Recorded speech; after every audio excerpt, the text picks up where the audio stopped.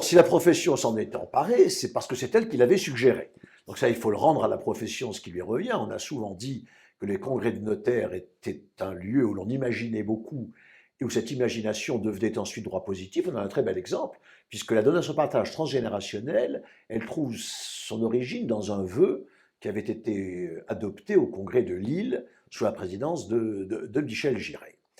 Alors, la pratique notariale s'en est emparée. Pourquoi?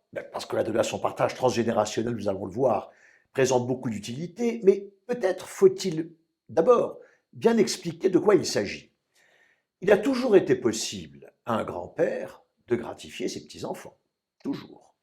Mais simplement, dès lors que l'auteur de ces petits-enfants, à savoir l'enfant du disposant, était en vie, il ne pouvait les gratifier que sur la quotité disponible.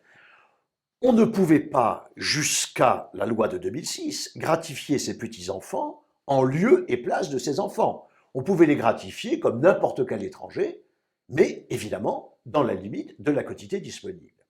Alors, quel est l'apport de la loi de 2006? C'est précisément de permettre aux disposants de gratifier ses petits-enfants en lieu et place de ses enfants.